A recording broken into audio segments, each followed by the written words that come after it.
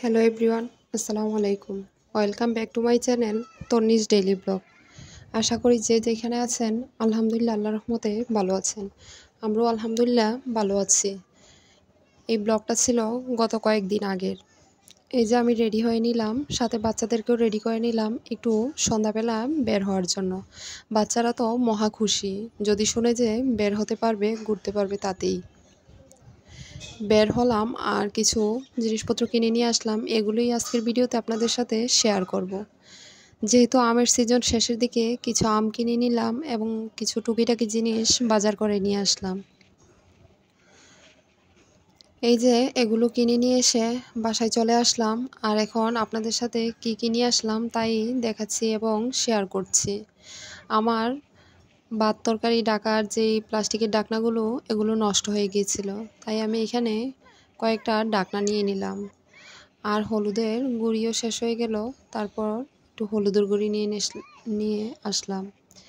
এই হলুদের গুঁড়িটা আমাদের এইখানে বাঙানো হয়, গুঁড়িটা খুব ভালো। আর নিয়ে আসলাম আটা শেষ, আটাও নিয়ে আসলাম 2 কেজি। আর ব্যান থেকে বাচ্চার জন্য, বড় মেয়ের জন্য 3টা প্যান নিয়ে আসলাম। এই প্যানগুলো খুব সফট এবং আরামদায়ক ছিল।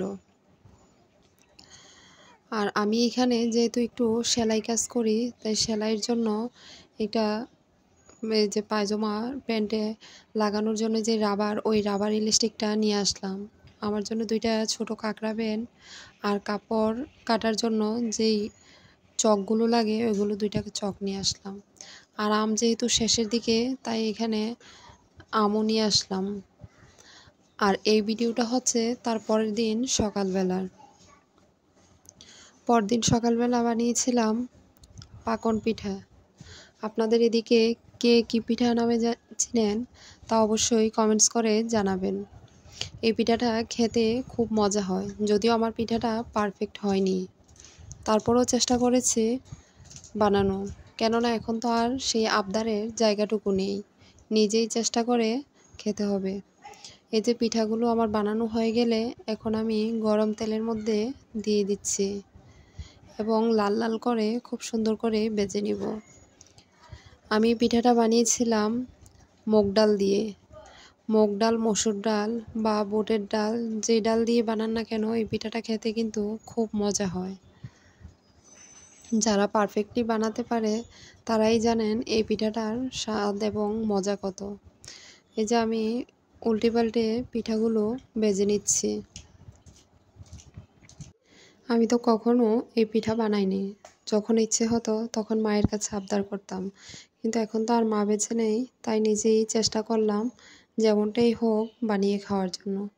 যে আমার পিঠাগুলো ভাজা হয়ে গেলে এখানে আমি চিনির শিরা করে নিয়েছিলাম, আর সেই শিরাতেই পিঠাগুলো দিয়ে নিলাম। তারপর পিঠা খেয়ে সকালের নাস্তা শেষ করে চলে আসলাম দুপুরের রান্নার আয়োজনে। এখানে আমি করে নিচ্ছি করলা ভাজি। করলা ভাজিটাতে একটু বেশি করে পেঁয়াজ দিলে এবং আলু দিলে সেই করলা ভাজিটা আর তিতা লাগে না।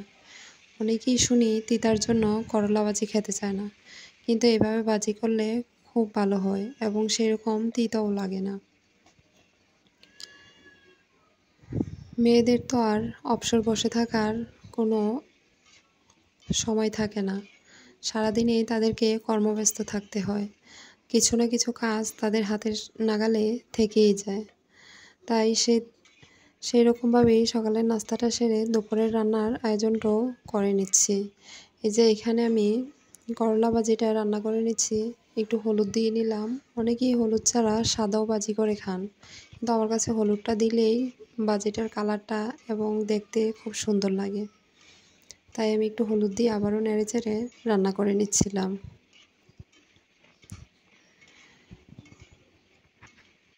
আর হ্যাঁ, রান্না করতে করতে আপনাদের কাছে আবারও আমি চেয়ে নিচ্ছি, আমার ভিডিওটার কোনো অংশ জুড়ে যদি আপনাদের ভালো লেগে থাকে তাহলে অবশ্যই ভিডিওটাতে একটা লাইক, কমেন্টস এবং শেয়ার করবেন।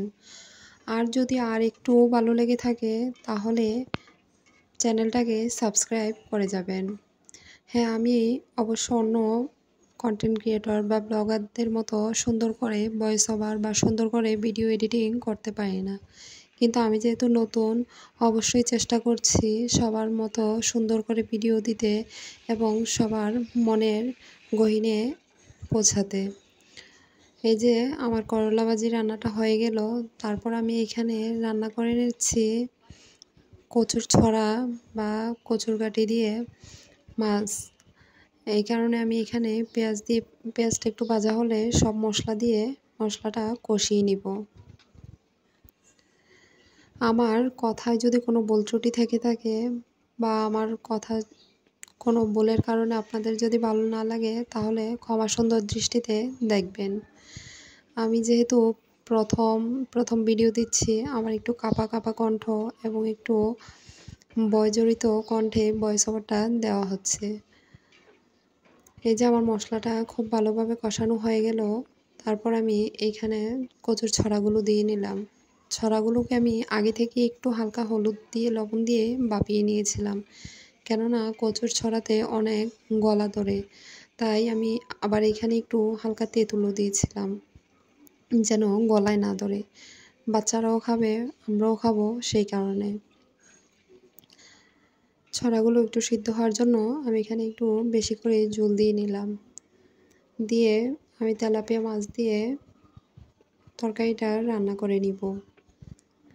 কচুর ছড়া খেতে আমার কাছে বরাবর খুব ভালোই লাগে। এই যে আমার রান্নাটা মোটামুটি হয়ে গেছে, এই পর্যায়ে আমি মাছগুলো দিয়ে নিলাম।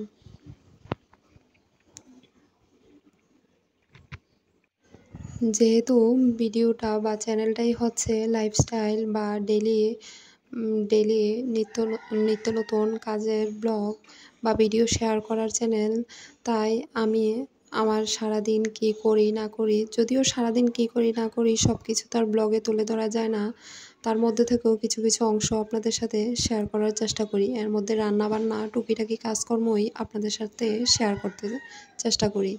এই যে আমি ধনেপাতা কাঁচামরিচ দিয়ে রান্নাটা শেষ করে নিলাম। তারপরে আমার তরকারিটাতে একটু লবণ কম হয়েছিল, তাই আমি আর একটু করে লবণ দিয়ে নিলাম, দিয়ে রান্নাটা আমি শেষ করে নিলাম। এরপরেই বিকালবেলা বাচ্চারা আবার আবদার করলো তাদেরকে কেক বানিয়ে দেওয়ার জন্য, তাই আমি এখানে আবার একটা চকলেট কেক বসিয়ে দিলাম। দেখুন কেকটা আমার কতটা সুন্দর এবং পারফেক্ট হয়েছে। আমি ক্রিম দিয়ে খুব সুন্দর করে ডেকোরেশন করে দিয়েছিলাম। আজকের ভিডিওটা এই পর্যন্তই। ভালো থাকবেন যে যেখানে আছেন, দোয়া করবেন আমাদের জন্য, আমরাও আপনাদের জন্য দোয়া করব। আল্লাহ হাফেজ। আসসালামু আলাইকুম।